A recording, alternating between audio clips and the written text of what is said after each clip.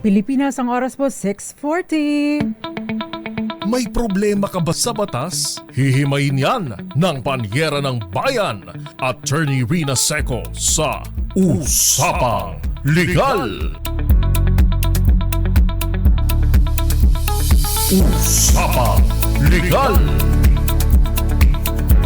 Magandang gabi, Pilipinas. Ito po ang DZRH Usapang Legal kasama ang Panyera ng Bayan, Attorney Rina Seco para sa DZRH. Una sa Pilipinas, una sa Pilipino. Usapang Legal. Kumusta po kayo ngayong May 27, 2025? Uy, ilang tulog na lang, swell day na ulit. At syempre pa, Hunyo na. Magpapalit na naman ng taon, ng taon ang buwan. At kasunod niyan, bare months na naman ulit, after June, July, August. Mabilis na lang yun, Pero wag kayong magmadali, nakakatanda. Samahan niyo po ako hanggang 7:30 ng gabi. Usaping tungkol sa pangalan or apelido, kasi basically ang tanong po sa atin ng ating isang kababayan, paki-flash nga DZRH TV. Attorney, hindi po kami kasalang ama ng anak ko, pwede ko bang ipangalan sa kanya? Yan po ang question ng ating tatalakayin tonight. At syempre pa, matatakal po natin yung tungkol sa affidavit to use the surname of the father, yung private handwritten instrument, or nababasa ninyo PHI, o kaya naman yung affidavit of acknowledgement. At pag-uusapan po natin yung advantage naman ng paggamit ng apelido ng ama. At meron pang isang question later on na ipa-flash din natin sa RHTV, yung may kinalaman sa naiparehi. Ito kasi yung sa first question natin, hindi pa naiparehistro ang bata. Paano naman kung naiparehistro na at sa pangalan ng nanay, isinunod? Pwede bang isunod, later on, pwede bang isunod sa apelido ng ama? Usapang Legal. Magandang gabi po sa inyong lahat. Handa po ako sumagot sa inyong mga katanungan may kinalaman sa ating topic for tonight. If you have questions, 0919-282-6485, at pwede din po sa DZRH News Television Facebook Live bilang comment, o kaya naman po sa DZRH News Facebook Live bilang comment pa din. Usapang Legal. Magandang umaga, magandang tanghali, magandang gabi. Pwede po ninyong i-share ang ating talakayan tonight para po tulungan natin ang ating mga kababayan na may parehong katanungan or nasa parehong sitwasyon. Libre pong mag-share ng ating talakayan para po matulungan ang ating mga kababayan. Magandang umaga, magandang tanghali, magandang gabi. Eduardo Narvaez, nangunguna, hindi naman ikaw ang nangunguna, pero yun ang una kong nabasa. Magandang gabi sa iyo, Ramel Maluto. Miss Charo Abraham, nagbakasyon ka ba, Miss Charo? Tinatanong niya kasi kung nagbakasyon ako. Hindi po ako nagbakasyon, hindi pa. Kayo po ang nawala lang for a while. Magandang gabi po sa inyo. At syempre pa Elsa Intique, si Let Kabusaw, Rodolfo Bayokbok at Joff Cab. Magandang gabi din po sa inyo, Eduardo Narvaez, at si Aunt May. Magandang gabi. Nanunood din po sa atin si Nora Abordo. It's nice to see you back, dahil si Miss Nora medyo matagal-tagal kayo nawala, or hindi lang tayo nagpapang-abot. Miss Nora Abordo, dyan sa anong lugar ikaw? Dyan po sa Aurora. Yan, maganda dyan sa Aurora. Favorite ko dyan yung pako, fern salad. Sarap!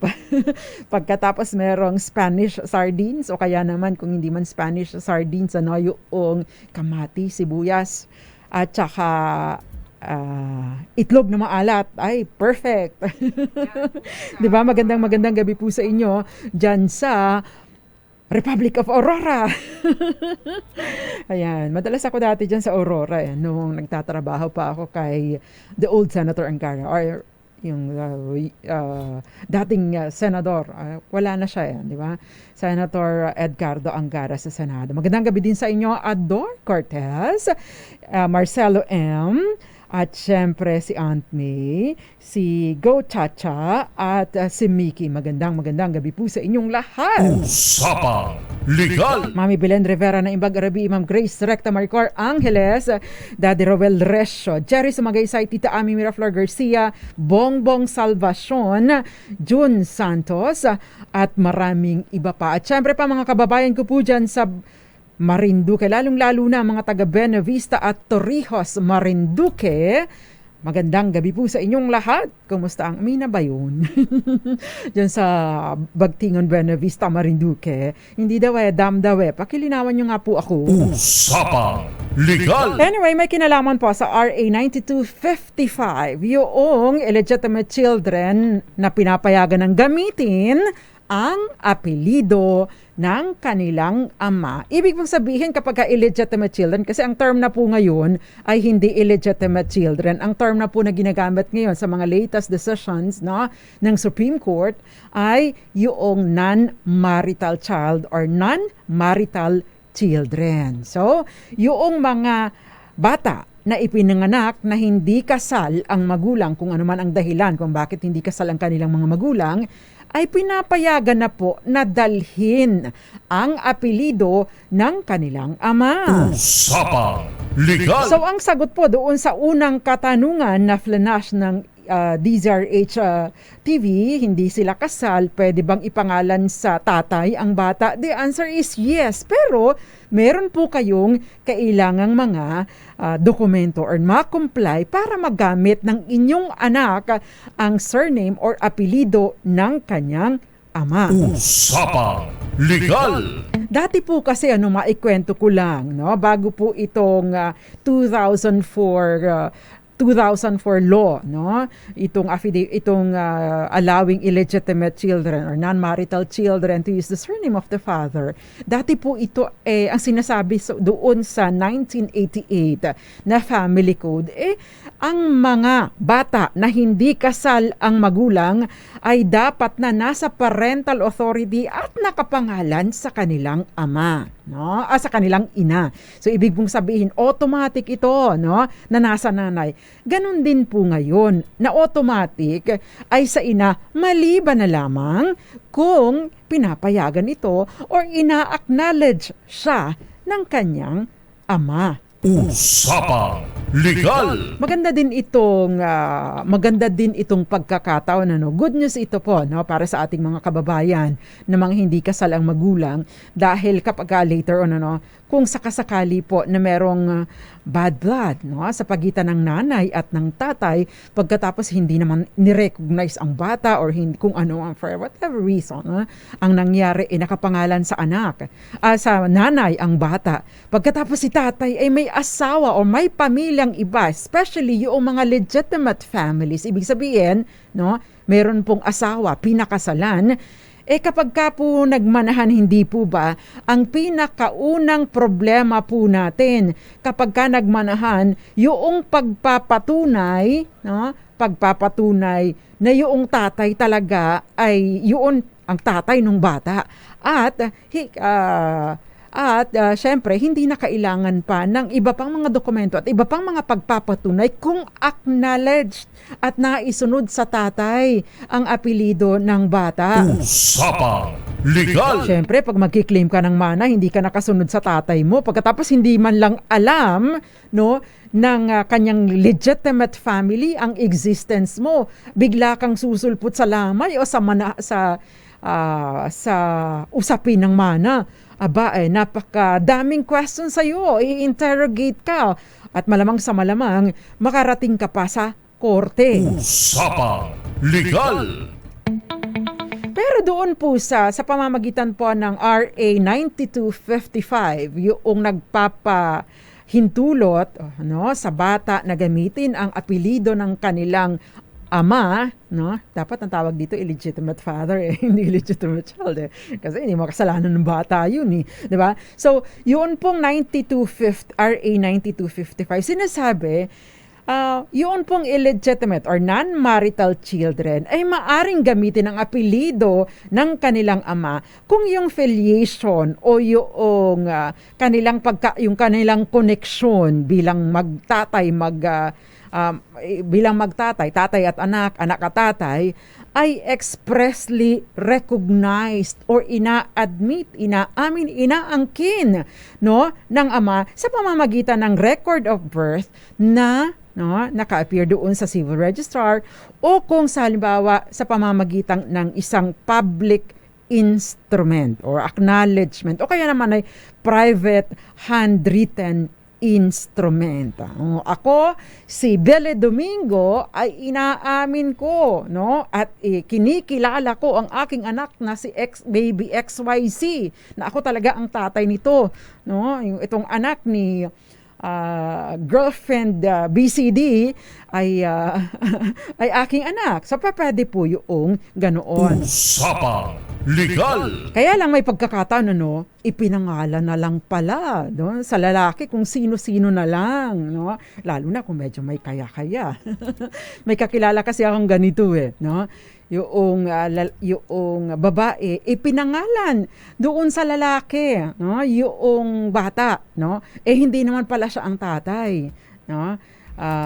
Naging kliyente ko po ito and dinispute namin yung filiation at napatunayan naman namin na hindi siya talaga ang ama, no?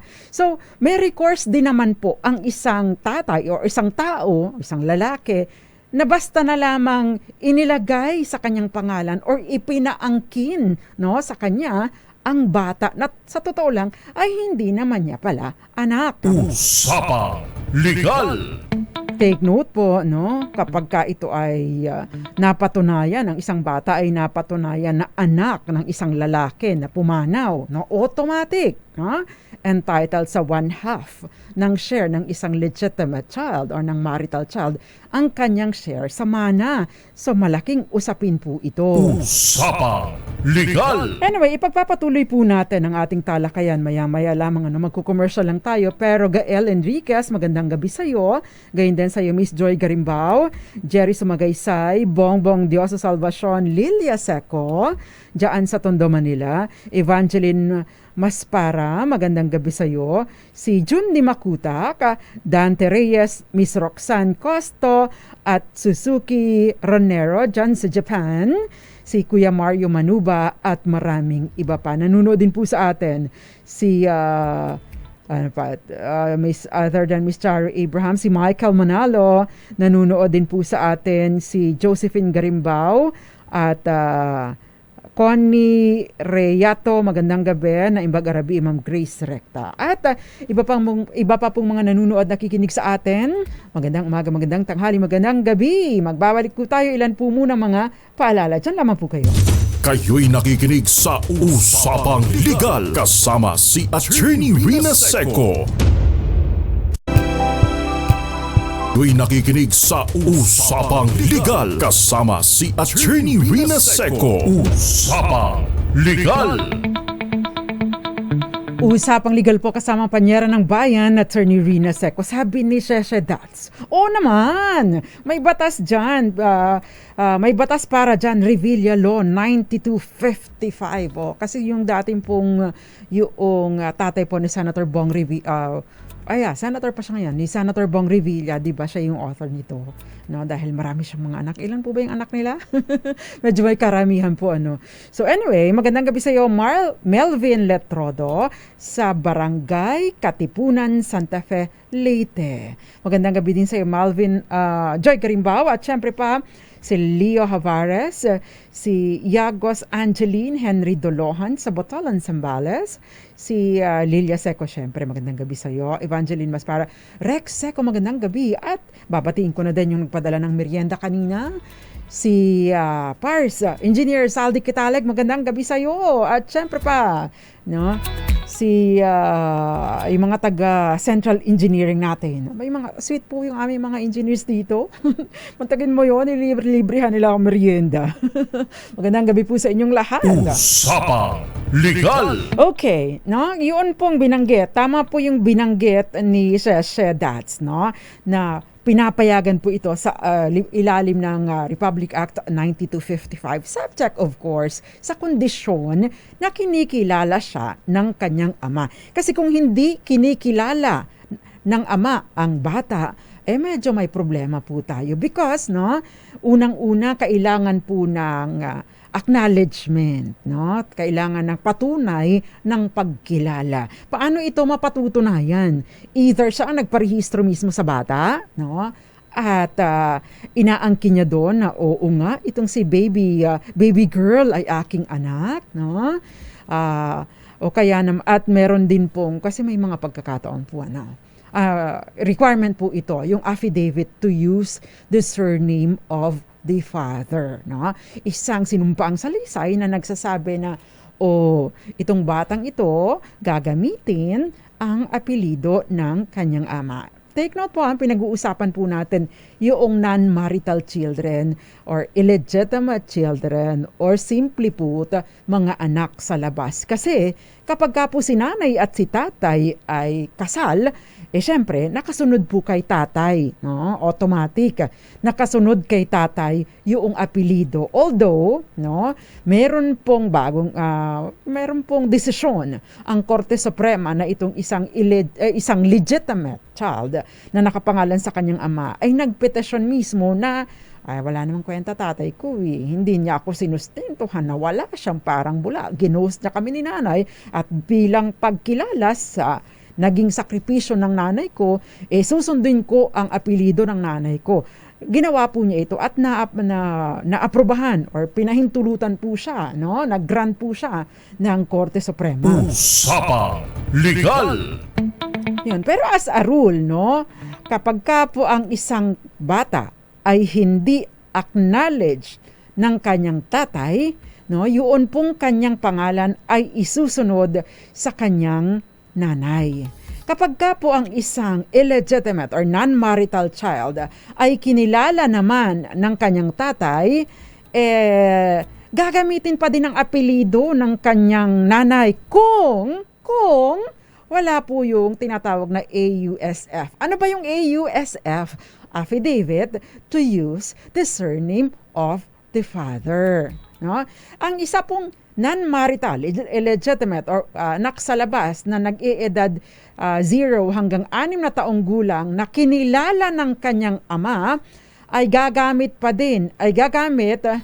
ng apelido ng kanyang ama kung yung nanay o yung guardian ng bata in the absence of the mother ay mag-execute ng affidavit to use the surname of the father. Usapang Legal! Kung ang isang illegitimate, non-marital o anak sa labas ay nasa edad 7 hanggang 17 taong gulang, kinilala ng kanyang ama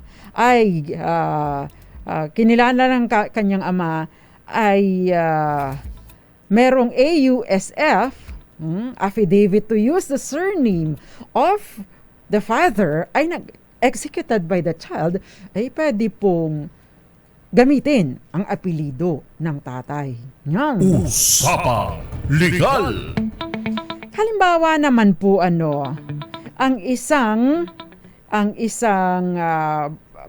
anak na nasa age of majority na. Ano ba yung age of majority? 18 pataas. Isang illegitimate na kinilala ng kanyang ama ay pwedeng gamitin ang apelido ng kanyang ama basta siya ay mag-execute ng affidavit to use the surname of the father. Hindi kailangan ng attestation, ng pagsang-ayon o pagkukonfirma ng kanyang ina. Pag 0 to 6, kailangan pa po ng attestation ng mother o kaya ng kanyang guardian. Usapang Legal! Sabi ni Miss Gael Enriquez, si Ramon Revilla Sr. kasi ay merong 72 children. Ayan. Thank you very much, Miss Gael.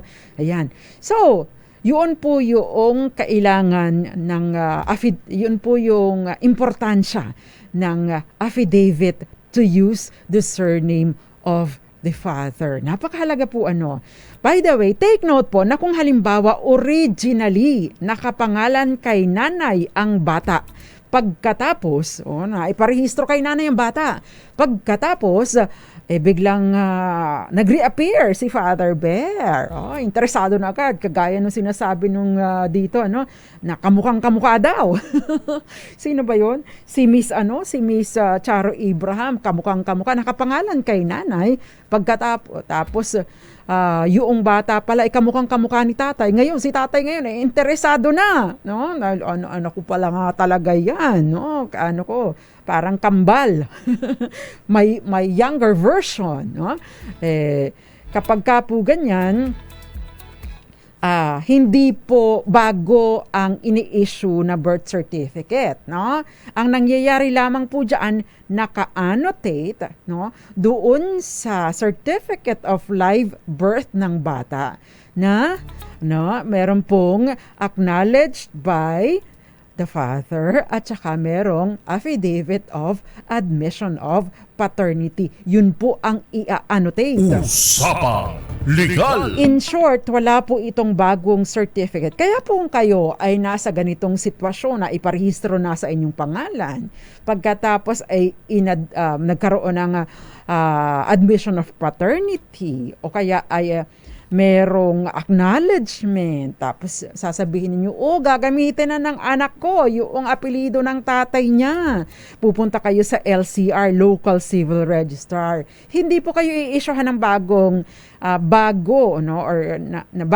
bagong birth certificate. Ina-annotate lamang po at wag po kayo maghahanap na, bakit nandito pa din, nakalagay pa din ABCD, surname EFG. Dapat ito na, DEF na ito. Hindi. Ina-annotate lang po yun. As sinasabi, no, sa gilid na pwede nang gamitin ang apelido ng tatay. Usapang Legal! Okay, Jason Baldomero.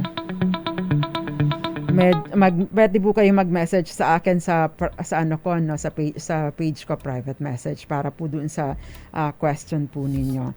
Okay. Magandang gabi sa iyo, Ginoong Josel de Guzman, ang co-founder, convener ng Scamwatch PH. Magandang gabi po sa inyo. Elmer Bendol, shout out po sa kanya at sa mga taga Belisan Antique at sa kapatid niya na nasa LA, California. Padala po ang pangalan ni Madam para mabati po natin. Yagas Angeline, magandang gabi sa iyo. At yung po may mga questions patungkol sa kanilang mga anak, no? Yung apelido nila, pwede po ninyong ipadala yan. Usapang Legal! Okay. Ano pa ba yung mga dapat natin importante? Sino po ba? Ito yung question. Sino po ang mag-execute ng AUSF, affidavit to use the surname of the father? Ang sinasabi po, yung affidavit to use the surname of the father ay ini-execute ng person mismo, ng bata mismo, kung nasa edad na siya na 18 or older. Kung halimbawa po 7 to 17 years old, ay pwede po itong i-execute ng anak mismo, pero meron pong attestation mula sa mother o kaya sa legal guardian. If the child is below 7 years old, ang mother o kaya ang legal guardian siya pong mag-i-execute. Hindi po si Father Bear, hindi po si tatay ang mag-i-execute ng affidavit to use the surname of the father. Ibig sabihin, pumapayag ako na gamitin ko ang apelido ni tatay. O kaya, ako si nanay, pumapayag ako na ipagamit sa anak ko ang apelido ng tatay niya kahit papalasuba siya. Usapang Legal!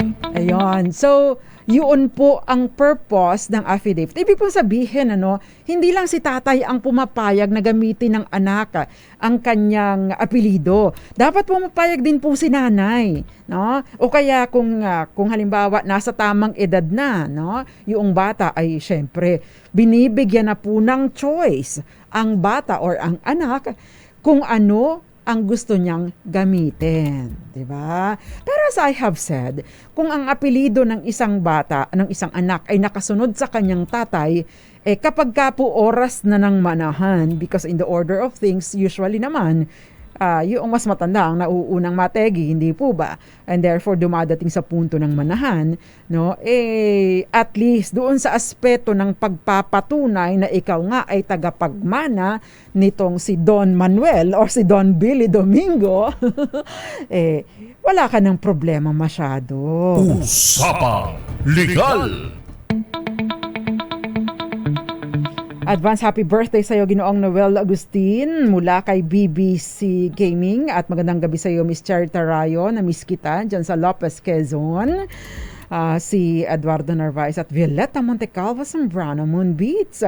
At syempre pa kay Kuya Mario Manuba, magandang gabi po sa inyo. At mga taga-Bagtingan, Benavista, Marinduque. Usapang Legal. At syempre, yung naghahati daw ng hapunan, pinsan ko Rex, magandang gabi sa iyo. Louis Seco, magandang gabi. Syempre pa, mga taga-Tamvet ko, yung dyan sa, anong grupo ninyo? Don Bosco, mga Vendors Association, magandang gabi po sa inyo. Nanunood sila sa atin regularly. At syempre pa si Elisa Seco, gayon din si April, si Santi, si Cheese, at saka si Cheska. At magandang gabi sa kay Ding at kay Chona dyan sa Tondo pa din. Usapang Legal. Okay, inuulit ko po ha, ang mag-i-execute ng affidavit to use the surname of the father, no? Kung bata pa, kung minor de edad, especially kung below 7 years old, si nanay o ang guardian. Kapag ka 7 years old, pataas, below 17 or below 18, yun pong bata pero attested or pinatutunayan ng nanay o kaya ng legal guardian. Kapag ka 18 anyos, yun pong bata mismo nagagamit ng apelido ng kanyang tatay, hindi na kailangan ng attestation mula sa nanay o kaya ay sa legal guardian. Usapang Legal. Okay, attorney, hindi po kami kasal ng ama ng anak ko. Pwede ko po bang ipangalan sa kanyang bata? Okay, nasagutan natin yung attorney. Late register po yung bata. 2023 po, pinanganak kami. Hindi kami kasal. Pwede po ba maapelido ng bata sa ama niya po? Are you late registration? Ipinanganak 2023. Nai-register nyo na po ba o hindi? Kung nai-register na po ninyo, syempre, una, affidavit to use the surname of the father, kasama po yung admission of paternity or affidavit of recognition. Tapos, yan po ay dadalhin po ninyo doon sa, kung nai-register na, no? Doon sa lugar o sa civil registrar, civil register, kung saan ipinarehistro ninyo ang bata. Na? So, i-annotate po ninyo ito. Ipapa-annotate po ninyo ito. Usapang Legal. Attorney, question lang. Yun po kasing anak ko ay narehistro na sa pangalan ko. Nakaayos po kami ng father. Okay, RHTV, ito po yung in-screenshot ko. Yan. Attorney, question lang. Yun po kasing anak ko ay narehistro na sa pangalan ko. Si mother po ito. Nagkaayos po kami ng father ng anak ko at nagkasundo kami na ipapadala niya ang surname niya sa bata. Ano po ang pwede kong gawin? Usapang Legal. Kailangan po ninyo ay PHI, no? Private Handwritten Instrument, no? Mula doon sa tatay ng bata. At the same time, kailangan po ninyo ng affidavit to use the surname of the father executed by sino? No? Depende po sa edad ng bata. Below 7 years old, mag-i-execute po kayo, no? Ikaw, mami, nanay, mama, no? Inay, nanay, no? Ikaw, mag-i-execute ka ng affidavit to use the surname of the father. O kaya naman kung lagpas 7 taon ang anak mo, no, attested by you, or kung lagpas 17 na or 18 na ang anak mo, yung affidavit to use the surname of the father ay i-execute, no, sinumpa ang salaysay mismo ng inyong anak. Usapang Legal. Saan maaari itong i-file, no? Sa civil registrar or civil registry office kung saan po recorded ang birth. So kung halimbawa po inirehistro ninyo ang inyong anak sa Benavista, Marinduque, di pupunta kayo dun sa Benavista, Marinduque. Kung halimbawa naman po kayo ay nandito na sa Maynila at medyo more than 6 months na kayo na dito nakatira sa Maynila, dito po sa Civil Register ng Maynila, pero meron pong additional fees at yun po ay lalakarin dahil itatransmit po yung dokumento na yon kung saan originally inirehistro yung bata. No? May mga fees lang po na babayaran. Kung halimbawa naman po ito ay born abroad, no? 'Di ba? Pupunta po kayo doon sa Consul of the Philippine Embassy where the child is born. So kung halimbawa dyan kayo sa Delaware, di sa Delaware, tama ba ako, Kenneth Arevalo, meron mga ganung, nandun ba ang Philippine Consulate? No, yon. Kung saan po yung nearest consulate office, no? Kung saan, na nakakasakop kung saan siya ipinanganak. Usapang Legal! Again, napakahalaga po nung PHI, private handwritten instrument na nagsasabi, ako si Billy Domingo, inaangkin ko ang batang ito, akin ito, anak ko ito kay ABCDEFG. Ayan. So, mahalaga po yun. Usapang Legal! Attorney, hindi po sa name, pero sa birthday, 1978 po nakalagay, pero 1977 po talaga ipinanganak ang anak ko. Pwede po ba ito sa civil registrar? Okay. Ito po ay significant dahil makakaapekto po sa ito sa edad, no? So kailangan po ninyong dumaan doon sa korte. Take note po kapag ka po significantly maaapektuhan ang detalye ng isang tao at pagkakakilanlan ng isang tao. Ang sinasabi po sa ating civil code, walang maaring baguhin doon sa detalye ng isang tao maliban na lamang kung dumaan ito sa paglilitis o pagpapatunay sa korte. Although meron pong mga clerical or typographical error na pinapayagan na lamang na gawing administratibo. Kung wrong spelling, kagaya nung kay Melvin Letrodo na Petilos at Petilios, no? Isang letra lang ang pinagkaiba, yung double L. Ang issue ay single L at saka double L. Kung yung ganoon po, pwede po ito makuha sa pamamagitan ng administratibong pag-aayos, Pero kung naaapektuhan ang ang edad, kakailanganin po ninyong dumulog sa korte. Usapang Legal! Maliban na lamang po kung blatant or obviously nagkamali talaga. Like, for example, ipinanganak ng 1990, ay nakalagay doon 1890, tapos buhay pa, ang edad ilang taon pa lang, Siyempre, pwede po yun dahil siguro naman, kung 1890, malamang sa malamang, tegi na yan, di ba? Tapos, i-establish po ninyo, yun, pwede po yun. Kung ang usapin naman po ay like sex, gender, kasarian, Ang sinasabi po, kapag ang determining factor ay kung ano yung inyong gender at birth, yung organ at birth. Say for example, meron kayong pang female reproductive organ, di babae po talaga, pero nakalagay sa inyong birth certificate ay lalaki dahil nagkamali. Kagaya nung kakilala ko, pangalang lalaki kasi. So lumabas doon sa kanyang birth certificate na lalaki siya, pero in reality, babae po siya. Kailangan yung patunayan. Sa pamamagitan ng papa-inspect. May certification, na siyempre, ipapacheck nyo, doon sa isang accredited doctor, municipal or city health officer doon sa lugar. Ayan. Usapang Legal! So, yun. Magandang gabi sa iyo, Jason Baldomero. Ma'am, kahit wala po sa paksa para di mahaba message ko po. Ang lupa kasi nabili ko na po namin kaso binenta po ulit ng owner. Ibig pong sabihin na nagkaroon po ng double sale. Meron po tayong previous episode ng double sale. Pwede po ninyong balikan or pwede po ninyo akong i-message sa aking Facebook page. Cherry Terayo. 1 year na kaming kasal ni Mr. 15 years kaming nagsama bago nagpakasal. Affidavit of cohabitation na ang pinakuha sa amin. Okay. Affidavit of ganito po. Kung kayo po ay magpapakasal, pero bago kayo magpakasal, you have been living together as husband and wife, without the benefit of marriage, but walang legal impediment. Ibig sabihin, wala pong hadlang para kayo ay magpakasal at umabot na kayo ng 5 taon ng pagsasama.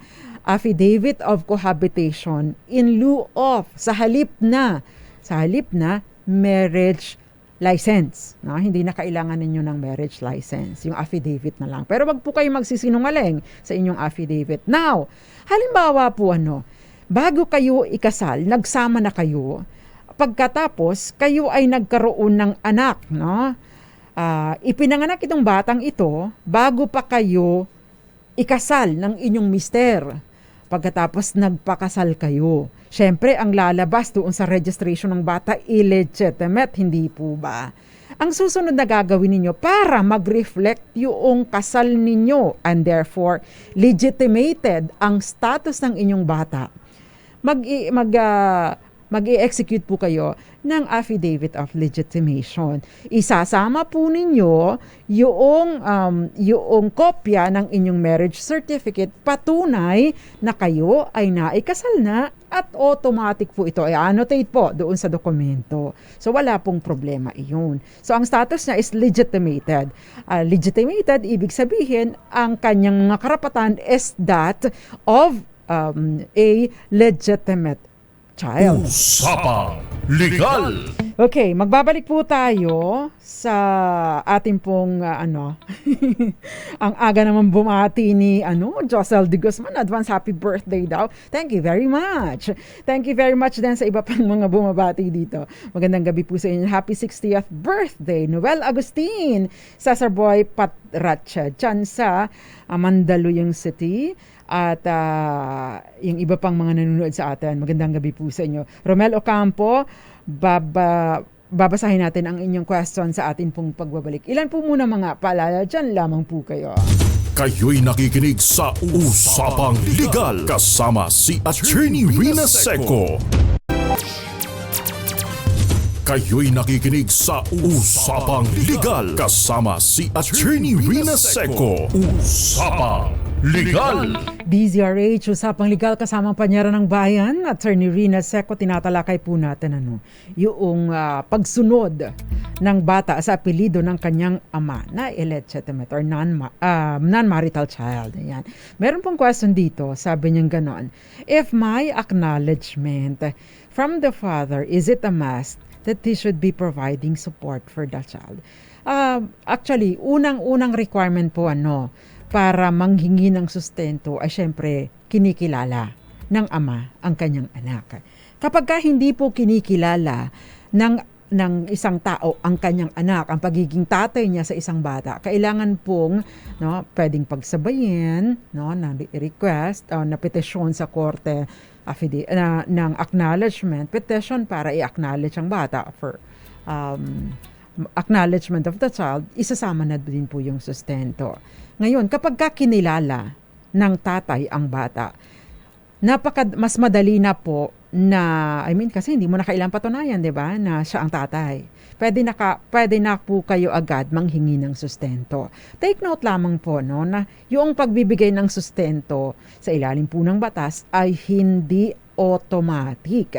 Ibig pong sabihin, bagamat at may obligasyon si tatay na sustento sa kanyang non-marital or illegitimate child, ang sinasabi po, nagiging demandable siya or payable siya upon demand. So, ibig pong sabihin, kung ikaw, nanay, meron kang anak kay Mr. C, halimbawa, hindi kayo kasal ni Mr. C, hindi ka naman ang hingi ng sustento, bagaman at kinilala ni Mr. C ang inyong anak, hindi, ibig pong sabihin, na hindi automatic, according lang sa will ni Mr. C, yung pagbibigay ng sustento. But, kung ikaw ay magpapadala, Mr. C, kailangan ng anak mo ng ganito, ang gastos niya buwan-buwan ay ganito, therefore, bilang obligasyon mo, hati tayo sa gastusin. From the time of demand, pwede po ninyo yung singilin.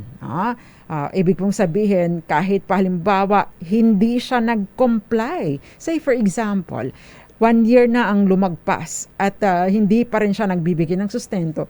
Yung buong taon, 1 taon na yun na hindi siya nagbigay ng sustento, from the time of demand, pwede po ninyong singilin. Yun po yung tinatawag na support in arrears. Pero kung hindi po kayo nagpadala ng demand, ang effectivity lang po noong karapatan ninyo na maningil ay sa oras na nagpadala kayo ng demand. Usapang Legal! So say for example, 7 taon na po ang bata. Ngayon lang kayo magpapadala ng demand, no, ng pagsusustento. Hindi po ninyo pwedeng singilin yung buong 7 taon na pinalagpas ninyo. Because ang presumption po sa ilalim po ng batas and even sa jurisprudence is that hindi ninyo kailangan, bagaman at may obligasyon sana, pero hindi kayo nanghingi. The presumption is hindi ninyo kailangan ng sustento, kaya't hindi kayo nanghingi. And therefore, ang pwede lang ninyong singilin ay yung mga buwan na sakop ng hiningi ninyo. Usapang Legal! Hindi nyo pwedeng sabihin, oh Mr. C, may anak tayo, nakinilala mo naman, 7 taon na ito, bayaran mo yung buong 7 taon na ito dahil kinakapos na ako sa pera. Hindi. No? Kung kailan lang ka nagpadala, kung buwan ng Mayo ka nagpadala ng demand, no? May 2025, ngayon lang ang umpisa ng count ng sustento para sa bata. Usapang Legal! Okay, I hope you're getting me clear because that is very important para sa mga nanghingi ng sustento. Magandang gabi, nanonood sa atin dyan sa Davao City, Miss Alicia Hubay. Cherry Terayo, okay, magandang gabi. Yung kapatid ko po, ito yung question ni Ramel Ocampo. Yung kapatid ko po, totally mali ang pangalan niya sa birth certificate. Yung mali, surname. Then patay na din po yung aming ama. Ang requirement ng korte ay dalhin namin ang aming ama sa korte. Okay. Pwede po ninyong ipakita yung death certificate ng tatay ninyo. Pwede din po kayo mag-present ng ibang mga testigo o witnesses.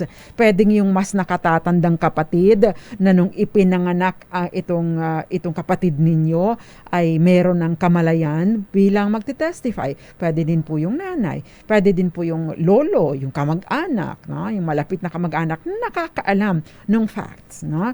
Yung pwedeng makapag-testify na pwedeng kahit pa ikot-ikutin ng pagtatanong sa korte ay nakakaalam, no, ng mga buong pangyayari. Pwede po yun. Usapang Legal!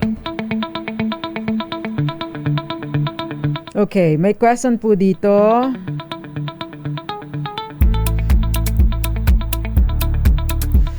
Attorney, ask ko lang po sana kung ano po ang need documents para magamit po yung surname ng live-in partner ko po. Hindi po kami kasal at nasa ibang bansa po siya. Gusto ko po sanang gamitin ang apelido niya. Hindi po ninyo magagamit ang kanyang apelido. Maliban na lamang kung ikinasal na kayo. Pero kung ngayong live-in partners pa lamang po kayo, wala pong anumang nagpapahintulot para gamitin ninyo ang apelido ng kanyang live-in partner. Okay. Noni, sabi niya, this is very informative. Thank you very much, attorney. Okay. Attorney, tanong ko lang po, may live-in partner po ako at ngayon ay magkakaanak na po kami. Pwede po bang gamitin ang apelido ko kahit kasal po ako sa unang asawa? Ano po ang epekto nito kung maghahabol ang asawa ko? Ayan. Madam, no? Kung ipapagamit po ninyo ang apelido ng totoong tatay ng bata at sinasabi nyo naghahabol ang inyong totoong asawa, unang-unang ebidensya, pag kinasuhan kayo ng adultery, may tulog po kayo. Bakit? The fact, kasi ang pinatutunayan po sa crime of adultery, nakipagtalik si Mrs. sa ibang lalaki na hindi niya asawa. At ang pagkakaroon po ng anak sa iba, patunay na kayo ay nakipagtalik nga dahil hindi naman kayo magkakaanak kung hindi kayo nakipagtalik, di po ba? So, therefore, wag po ninyong ipagamit. Kasi, ebidensya po agad ang binibigay ninyo sa inyong asawa. Usapang Legal! Ang importante po, magpa-anal po muna kayo kung merong sapat na batayan. Makipag-coordinate po kayo personal sa isang abogado para mapag-aralan ang inyong kaso. Wag po kayong basta-basta gagawa ng mga desisyon na may mga legal consequences. Okay? Maraming salamat po sa pagtutok ninyo sa akin at sa mga bumati. Ang aga naman, sa June pa po ang birthday ko. Tama po si Ma'am Charo Abram. Anyway, maraming salamat po sa pagsama ninyo sa akin tonight. Nakasama ko po sa kabilang side si Billy Domingo and of course mga taga DZRH TV. Hanggang sa Thursday po, ako pang panyara ng bayan, Attorney Rina Seco para sa DZRH. Una sa Pilipinas, una sa Pilipino. Sumainyo ang mga dagdag kaalaman sa batas. Hatid ng Panyera ng Bayan. Attorney Rina Seco sa Usapang Legal. Usapang Legal.